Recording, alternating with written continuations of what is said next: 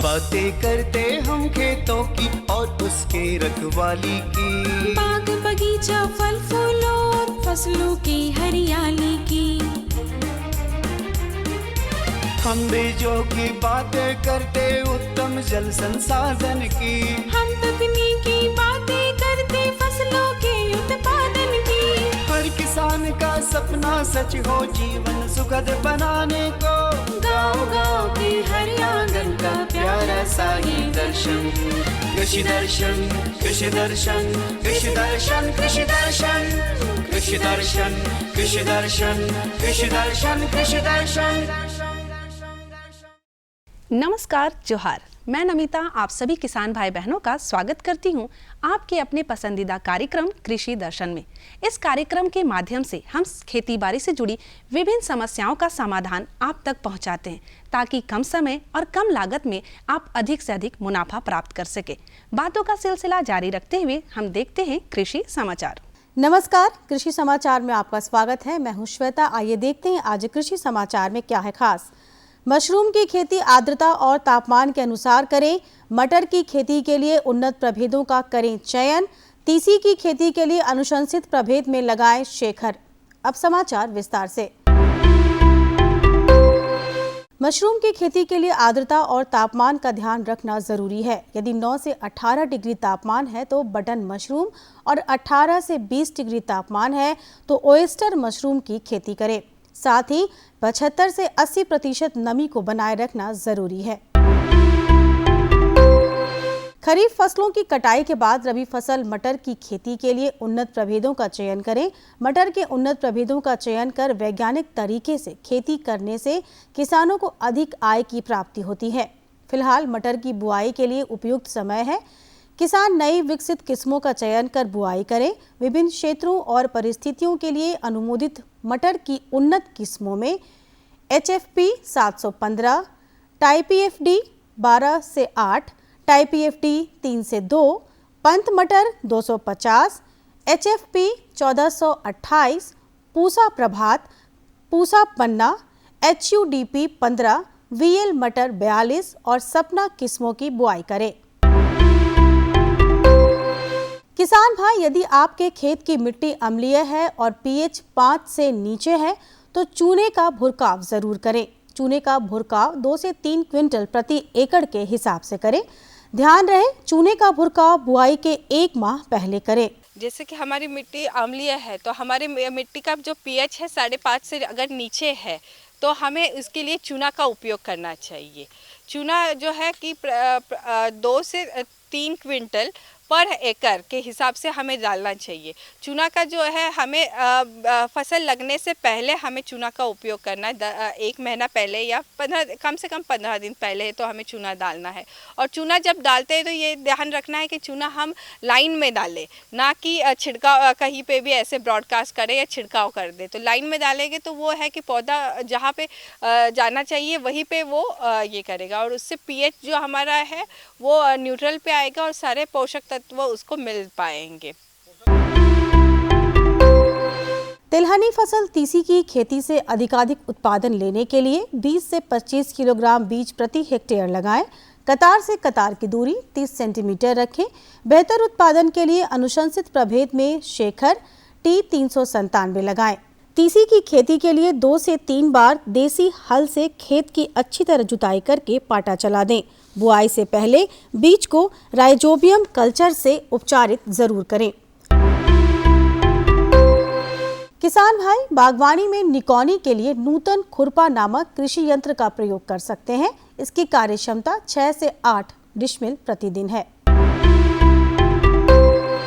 आज की विशेष जानकारी है बैगन फसल में हॉप्स, माहो और सफेद मक्खी कीट से बचाव के बारे में। किसान भाई, आप अपने बैगन फसल में हॉप्स, माहो और सफेद मक्खी कीट से बचाने के लिए फसल पर लगातार निगरानी रखें। ये कीट पौधों के कोमल अंगों से रस चूसकर उपज पर प्रतिकूल असर डालते हैं। बैगन फसल में हॉप्स, माहो और सफेद मक्खी कीट की रोकथाम के लिए प्रति हेक्टेयर 2 से 3 डेल्टा या पीला ट्रैप लगाएं। और अब एक नजर राज्य के 5 प्रमुख शहरों के मौसम के मिजाज पर। आज राज्य के 5 प्रमुख नगरों के अधिकतम और न्यूनतम तापमान कुछ इस प्रकार दर्ज किए गए। रांची का अधिकतम तापमान 30 डिग्री सेल्सियस और न्यूनतम 15 डिग्री सेल्सियस। जमशेदपुर का अधिकतम तापमान 32 डिग्री सेल्सियस और न्यूनतम 19 डिग्री सेल्सियस। मेदिनीनगर का अधिकतम तापमान 32 डिग्री सेल्सियस और न्यूनतम 17 डिग्री सेल्सियस। देवघर का अधिकतम तापमान 33 डिग्री सेल्सियस और न्यूनतम 18 डिग्री सेल्सियस, जबकि धनबाद का अधिकतम तापमान 32 डिग्री सेल्सियस और न्यूनतम 19 डिग्री सेल्सियस दर्ज किया गया। कृषि समाचार में आज इतना ही। अगले दिन अगले अंक में फिर मिलेंगे कुछ नई जानकारियों के साथ। तब तक के लिए दीजिए इजाजत। नमस्कार, जोहार। अभी आप देख रहे थे कृषि समाचार, जहां खेती बाड़ी से जुड़ी ढेरों जानकारियां आपने ली। मंडी का भाव, मौसम का मिजाज, नीति, तकनीक, उपकरण के बारे में जाना। बातों का सिलसिला यूं ही जारी रहेगा इस छोटे से विराम के बाद। भारत सरकार का हर प्रयास किसानों को दे रहा है एक नई आस। देश के किसानों की खुशहाली और उन्हें आत्मनिर्भर बनाने के लिए भारत सरकार समर्पित है।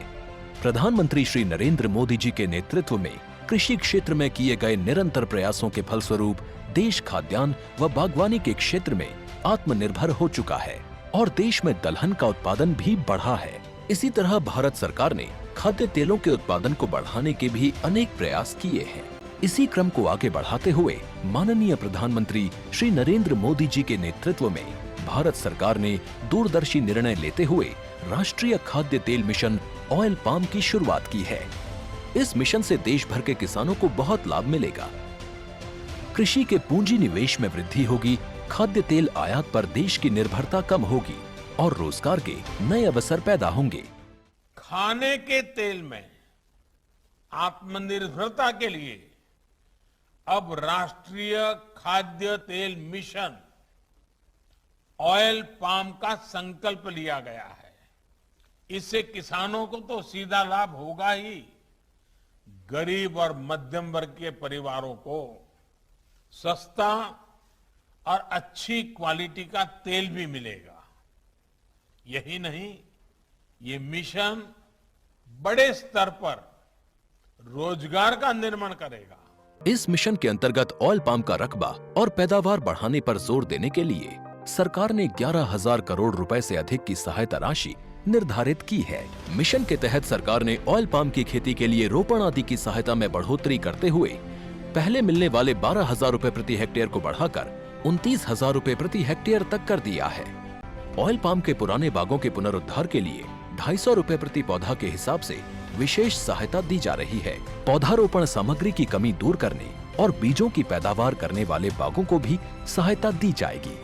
इसके तहत 15 हेक्टेयर ऑयल पाम उद्यान के लिए 80 लाख रुपए तक की सहायता राशि दी जाएगी। इसके अलावा नर्सरी विकास के लिए 40 लाख रुपए तक तय किए गए हैं। पूर्वोत्तर और अंडमान राज्यों के लिए विशेष सहायता का भी प्रावधान है। ऑयल पाम के किसान ताजे फलों के गुच्छे यानी FFB का उत्पादन करते हैं, जिनकी वर्तमान में कीमतें अंतर्राष्ट्रीय मूल्यों में उतार चढ़ाव के आधार पर तय होती हैं। पहली बार केंद्र सरकार ताजे फलों के गुच्छे की कीमत के लिए किसानों को आश्वासन दे रही है। ये व्यवहार्यता मूल्य यानी VP कहलाएगा, यानी किसानों को कोई घाटा नहीं होने दिया जाएगा। व्यवहार्यता मूल्य VP तय करने की शुरुआत 1 नवंबर से होगी और अगले वर्ष 31 अक्टूबर तक जारी रहेगी। इसे ऑयल पाम वर्ष कहा जाएगा। इस योजना के तहत वर्ष 2025-26 तक ऑयल पाम का रकबा 6.5 लाख हेक्टेयर सृजित करने और कच्चे ऑयल पाम की पैदावार वर्ष 2025-26 तक 11.20 लाख टन पहुंचाने का लक्ष्य निर्धारित किया गया है। सरकार के इस महत्वपूर्ण निर्णय से देश में ऑयल पाम की खेती करने वाले किसानों में विश्वास पैदा होगा और वे खेती का रकबा बढ़ाएंगे। इस तरह पाम ऑयल का उत्पादन भी बढ़ेगा, जिससे किसानों की आय बढ़ेगी और ग्रामीण अर्थव्यवस्था भी सुदृढ़ होगी। आज हम बातें करेंगे सफलता की उड़ान के बारे में। जी हाँ किसान भाई बहनों, आज हम आपको बताएंगे झारखंड राज्य के गुमला जिले के सिसई प्रखंड के निवासी हमारे रवि उराव जी के बारे में। तो आइए जानते हैं कि किस तरह सफलता की सीढ़ी चढ़ते हुए आज इन्होंने एक मुकाम हासिल कर लिया है। तो बिना देर किए आइए देखते हैं इनकी ये जीवनी। अपने देश के किसान खेती बाड़ी से तो अवश्य जुड़े रहते हैं। उनकी मेहनत में भी किसी तरह की कमी नहीं रहती। बावजूद इसके वे अपनी भूमि से उसकी क्षमता के अनुरूप उत्पादन नहीं ले पाते हैं। ऐसा इसलिए होता है क्योंकि यहाँ के किसानों में जागरूकता का अभाव है। परंपरागत पद्धति में बंधे किसानों ने आज तक व्यवस्थित ढंग से खेती करना नहीं सीखा है। उनके भीतर तकनीकों के प्रति आज भी झिझक बनी हुई है। यही वजह है कि सारे संसाधन होने के बावजूद उनका उत्पादन इतना नहीं हो पाता है जिससे वह अपना गुजारा ढंग से कर सकें। हमारे देश में कुछ किसान ऐसे भी हैं जिन्होंने अपनी खेती को बढ़ावा देने के लिए परंपरागत खेती की बेड़ियों को तोड़ा है, अपनी खेती में तकनीकों का समावेश किया है और उसे व्यवस्थित ढंग से करके अपनी आमदनी को बढ़ाया है। अपने झारखंड प्रदेश के गुमला जिले के सिसई प्रखंड के कटई दामर ग्राम निवासी रवि उरांव भी एक ऐसे ही किसान हैं। रवि उरांव जो पहले परंपरागत तरीके से खेती करते थे, उन्होंने स्वयं को कृषि विज्ञान केंद्र की आर्य परियोजना से जोड़कर अपनी खेती में आधुनिक तकनीकों का समावेश किया है और अपनी खेती को उन्नत बनाया है। इसके मार्गदर्शन पर चलकर वो आज मुख्य रूप से लाह की खेती कर रहे हैं। इससे इनका उत्पादन पहले की तुलना में काफी बढ़ गया है। कृषि विज्ञान केंद्र गुमला के द्वारा प्रशिक्षण लाह का दिया गया और मैं अभी लाह का खेती करके लाह का खेती बैर में और सेमिया लता में और कुसुम में करके अपना आमदनी को बढ़ा रहा हूँ। पहले मुझे 80 से 85 हज़ार का आमदनी लाह से होता था, लेकिन आर्या परियोजना से जुड़ने के बाद मुझे कृषि विज्ञान केंद्र की ओर से लाह की उन्नत खेती करने के लिए प्रशिक्षण दिया गया और मैं उन्नत तरीके से उसका काट छांट और बीज डाल रहा हूँ। तो ज़्यादा उत्पादन अभी मेरा 3 से 4 कुंटल का उत्पादन बैर और सेमिया लता के द्वारा मिल रहा है। जब तक इन्होंने खुद को कृषि विज्ञान केंद्र से नहीं जोड़ा था, तब तक इनके लाह का उत्पादन काफी कम होता था। वो पहले बेर के एक पेड़ से मात्र 3 से 4 किलो तक ही लाह का उत्पादन ले पाते थे, परंतु कृषि विज्ञान केंद्र से प्रशिक्षण लेने के बाद इनके लाह का उत्पादन पहले की तुलना में 5 गुना अधिक बढ़ गया है। निश्चित तौर पर इससे इनकी आमदनी बढ़ी है। इतना ही नहीं, इनकी सफलता ने गांव के अन्य किसानों को भी इसकी खेती के लिए प्रेरित किया है। जिस समय आर्या के द्वारा प्रशिक्षण नहीं मिला था, उस समय एक बैर पेड़ से 3 से 4 केजी का उत्पादन बैर में होता था, लेकिन प्रशिक्षण लेने के बाद वैज्ञानिक तरीके से खेती करने के बाद उसी बैर का पेड़ में एक बैर का पेड़ से 15 से 20 केजी प्रति बैर पेड़ उत्पादन हो रहा है और मेरे पास अभी 100 पेड़ से ऊपर पेड़ है। अभी का डेट में 700 से 800 रुपया तक बिक रहा है लाह का। 100 पेड़ मेरा 100 पेड़ से ज़्यादा बैर का पेड़ है, छोटा बड़ा मिला करके, और सेमिया लता करीब 1 एकड़ में है। पूरे पंचायत में, चूँकि सभी पंचायत में पूरे किसान के पास लाह का पेड़ है। सेमिया लता तो नहीं लगा पाया है, लेकिन बैर का पेड़ सभी किसान के पास 25-50 के संख्या में है। सभी लोग हमसे जानकारी ले करके इसका खेती कर रहा है वैज्ञानिक तरीके से, इसलिए सभी किसान के पास अच्छी लाह का उत्पादन कर रहे हैं नगर पंचायत में। कृषि विज्ञान केंद्र ने इन्हें तकनीकों के प्रति इतना जागरूक बना दिया है कि इन्होंने उसका इस्तेमाल कर अपनी भूमि के हर इंच का सदुपयोग करना शुरू कर दिया है। इन्होंने अपनी खेती को सिर्फ लाह तक ही सीमित नहीं रखा है, बल्कि अपने बेर के प्लॉट में इन्होंने मिश्रित खेती की भी शुरुआत कर दी है। इसमें वो मक्का, रहड़, मड़ुआ आदि की सफलतापूर्वक खेती कर रहे हैं। इतना ही नहीं, अपनी आमदनी को बढ़ाने के उद्देश्य से इन्होंने अपने 1.5 एकड़ के प्लॉट में आम के बगीचे भी लगा रखे हैं। मिश्रित खेती में मैं मक्का का खेती और मक्का में ही राहर का खेती, और जहां मेरा बैर का पेड़ है उसी प्लॉट पर मक्का और राहर का खेती करके मैं यही कर रहा हूँ। बागवानी की खेती अभी हम डाले हैं 1.5 एकड़ में आम का बागवानी, लेकिन अभी बहुत बड़ा पौधा नहीं है, 5 साल का है, इसलिए हल्का फुल्का उससे भी मेरा आमदनी हो रहा है। रवि उरांव इस बात को अच्छी तरह से समझ गए हैं कि पुराने ढर्रे पर चलकर कृषि में आमदनी नहीं बढ़ाई जा सकती है। यही वजह है कि उन्होंने अपनी कृषि में आमदनी की संभावनाओं के सारे द्वार एक साथ खोल दिए हैं। उन्होंने समेकित कृषि को अपनाते हुए अपनी खेती के साथ गोपालन, बकरी पालन, बतख पालन तथा मत्स्य पालन को भी जोड़ रखा है। इनकी वजह से अब इनकी कृषि का रूप बदल गया है और इनकी चौतरफा आमदनी शुरू हो गई है। हाँ, गाय भी है और बकरी पालन भी है। बकरी मेरे पास अभी 25 से 30 बकरी है हाँ, मत्स्य पालन भी करते हैं, जिसमें बतख पालन भी है उसमें मेरा। और कुआं मेरा 20-20 फीट का है, जिसमें हम देहाती वैरायटी का मछली भी डाल दिए हैं, जिससे भी मेरा अपना खाने का प्लस कभी कभार हल्का फुल्का बिक्री के लिए भी होता है। आज रवि उरांव की खेती ने वृहत रूप लिया है और उनकी आमदनी में उल्लेखनीय वृद्धि हुई है, तो उसमें कृषि विज्ञान केंद्र के साथ साथ सरकारी योजनाओं की भी अहम भूमिका रही है। रवि उरांव, जिनके पास अपनी खेती को बढ़ाने के लिए पूंजी तक का अभाव था, उन्होंने प्रधानमंत्री किसान सम्मान निधि योजना का लाभ लेकर अपनी इस कमी को दूर किया है। इतना ही नहीं, उन्होंने प्रधानमंत्री कृषि सिंचाई योजना की मदद से अपने खेतों में अनुदान पर टपक सिंचाई प्रणाली भी लगाई है, जिससे इनकी खेती ने नया रूप लिया है और इनकी आमदनी बढ़ गई है। अभी भारत सरकार की योजना जो किसान सम्मान निधि योजना है, उसके तहत मुझे पैसा मिला है।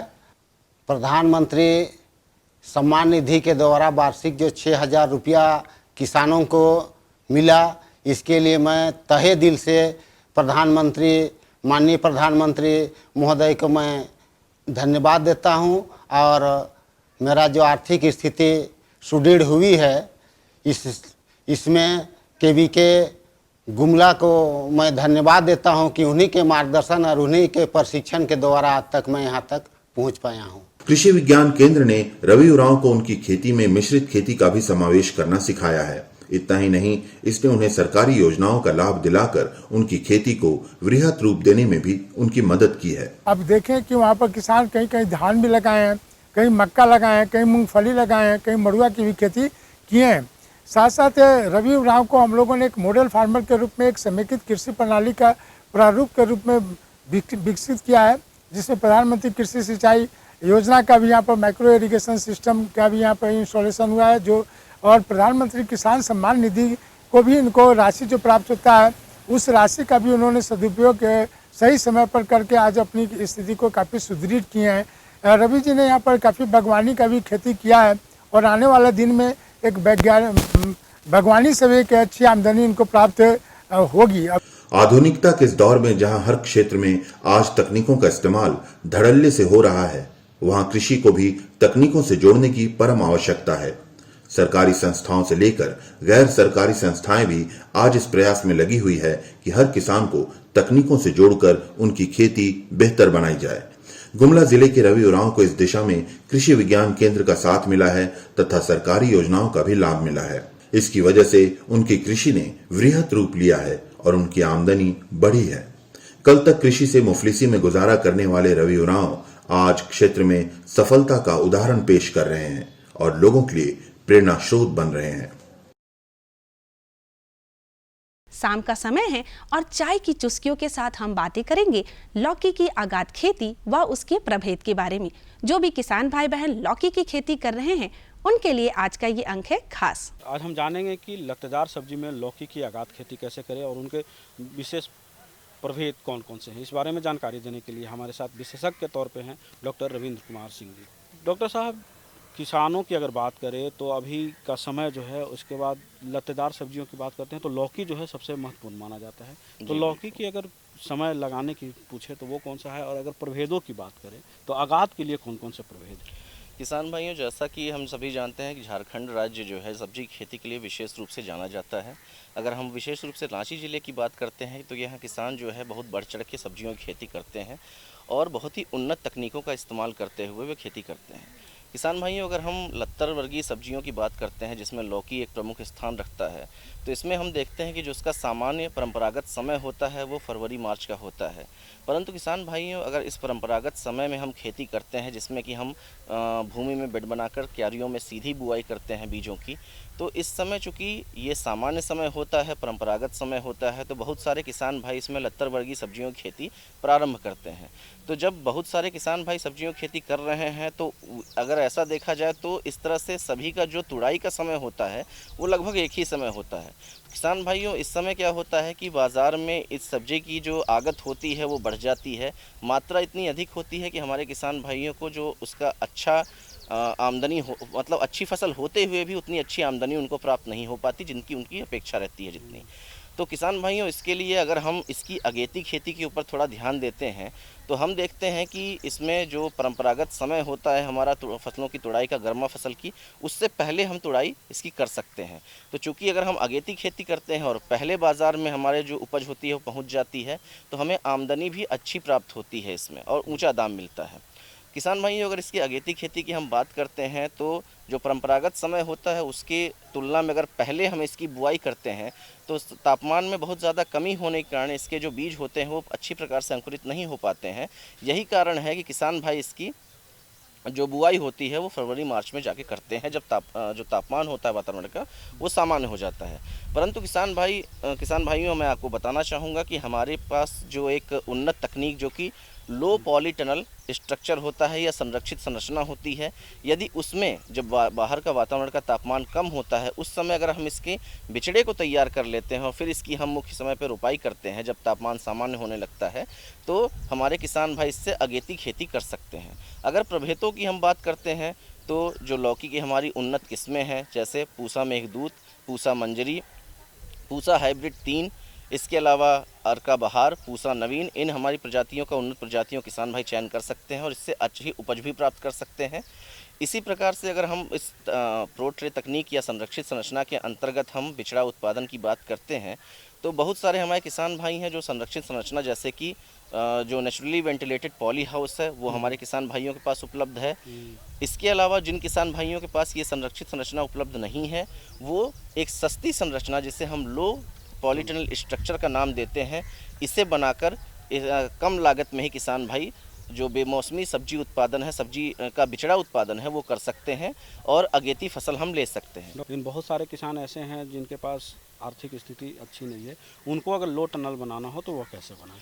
किसान भाइयों, इसमें हम विशेष रूप से आपको बताना चाहेंगे कि जैसा कि हम सभी जानते हैं कि भले ही अनुदानित मूल्य पे हमारे पास संरक्षित संरचना राज्य सरकार द्वारा किसान भाइयों को उपलब्ध कराई जा रही है, पर फिर भी इसकी लागत जो किसान भाइयों को देनी पड़ती है वो अच्छी खासी आ जाती है। तो इसके लिए आप अपने घरों में ही जो लो टनल स्ट्रक्चर है, एक सस्ती तकनीक है, इसके अंतर्गत अगर आप इसको परमानेंट बनाना चाहते हैं जो लंबे समय तक चले तो जीआई पाइप का अर्धचंद्राकार संरचना के रूप में इसको मुड़वा के और अपने खेतों में इस्तेमाल कर सकते हैं। और अगर आपके पास इसकी लागत अगर आपको अधिक लगती है तो जो सामान्य रूप से हमारे किसान भाइयों के पास बांस उपलब्ध होता है उसको बीच से फाड़ के उसकी खपच्ची बना के अर्धचंद्राकार संरचना में हम इसको मोड़ के अपने खेतों में लगा सकते हैं। इसके लिए जैसे हम अपने बिचड़े उत्पादन के लिए क्यारियाँ बनाते हैं उस तरह से हम लगभग 3 से 5 मीटर चौड़ी या इससे अधिक लंबाई की क्यारियाँ बना लें और 1 मीटर चौड़ी हम क्यारी रखते हैं और इसके ऊपर इस संरचना को अर्धचंद्राकार जो हमारी बांस से बनी हुई संरचना होती है उसके क्यारी के दोनों तरफ हम इस तरह से गाड़ते हैं कि भूमि से लगभग जो उस संरचना का ऊपरी भाग है वो कम से कम 1 से 1.25 मीटर ऊंचा बना रहे। इस प्रकार लगभग 1.5 से 2 मीटर की दूरी पे हम पूरी क्यारी को ढकते हुए इस संरचना को बनाते हैं और इसको बीच में हम एक लंबी बांस की खपच्ची लगा के इसको जोड़ देते हैं ताकि ये स्थिर बनी रहे। इसके ऊपर हम 25 से 30 माइक्रोन पॉलीथीन जो बाज़ार में उपलब्ध होती है, जो पारदर्शी होती है, इसको इस प्रकार से ढकते हैं कि अंदर ये एक पॉली हाउस की जैसी संरचना बन जाती है जिसमें बाहर की तुलना में पॉली हाउस की जैसे ही अंदर तापमान अधिक बना रहता है। तो बाहर अगर तापमान कम भी है तो अंदर अधिक तापमान में हम जो पॉली ट्यूब के अंदर बीज डाल के बिचड़ा तैयार करते हैं उसे हम रखते हैं और अधिक तापमान के कारण बीज का जर्मिनेशन भी अच्छा होता है और हमारी पौध भी तैयार हो जाती है। किसान भाइयों, थोड़ा सा ध्यान रखें कि जब भी हमको बीज का जो लौकी का अगर हम इसमें बिचड़ा तैयार करने के लिए इसकी बुआई कर रहे हैं तो उसके लगभग 12 से 13 घंटे के लिए इसको भिगो दें और एक बार हम जब इसमें बाल्टी में इसको डाल के देखते हैं तो जो भी बीज ऊपर तैर रहे हैं उनको हटा दें, क्योंकि उन बीज में जो है जर्मिनेशन अच्छा नहीं होगा। जो बीज नीचे की तरफ बैठ जाते हैं उन्हीं बीजों का हम इस्तेमाल करें। और इसके बाद हम देखते हैं कि जब धीरे धीरे मौसम का तापमान बढ़ने लगता है उसमें विशेष रूप से ध्यान दें कि जो पूरा संरचना है उसमें जगह जगह थोड़ा थोड़ा छेद करते रहें ताकि अंदर से बहुत ज़्यादा तापमान बढ़ने ना पाए और वायु का प्रवाह भी बना रहे। और जब मौसम का तापमान और ज़्यादा बढ़ने लगे तो हम इससे दोनों तरफ से थोड़ी थोड़ी पॉलीथीन को उठा भी सकते हैं जिससे जो हवा का प्रवाह है वो अच्छा बना रहता है और अंदर जो तापमान है बहुत ज़्यादा दिन में बढ़ने नहीं पाता है। ध्यान थोड़ा सा ये देने वाली बात होती है कि जब दिन में तो हम इसे उठा देते हैं दोनों तरफ से, लेकिन शाम को 3:30 से 4 बजे के बाद जब तापमान फिर से गिरने लगता है, उसके पहले पहले इस संरचना को फिर से पूरी तरह से ढक देते हैं, जिससे रात में तापमान इसमें हमेशा ज़्यादा बना रहे। और नहीं तो अगर हम काफ़ी देर करते हैं, इसमें शाम हो जाती है, तो उस समय फिर अंदर तापमान जो बढ़ोतरी होती है वो मेंटेन नहीं रह पाती है। तो इस तकनीक का अगर हमारे किसान भाई प्रयोग करते हैं तो ये हम देखते हैं कि जो हमारी फसल होती है, इसमें लगभग जब 20 से 25 दिन की पौध हमारी तैयार हो जाती है, उस टाइम इसकी हम रोपाई करते हैं। और ये जो हमारी इस तकनीक के द्वारा अगर हम बिचड़ा उत्पादन करते हैं तो वो लगभग हमारा 20 से 25 दिन हमें पहले जो हमारी तुड़ाई होती है वो शुरू हो जाती है। और किसान भाई जो हमारे इसको पहले बाज़ार में भेजने में सक्षम हो पाते हैं। और इसकी जो दाम होता है वो भी चूँकि परंपरागत समय से हम पहले इसको बाज़ार में भेज रहे हैं, तो हमारे किसान भाइयों को दाम भी इसका अच्छा प्राप्त होता है।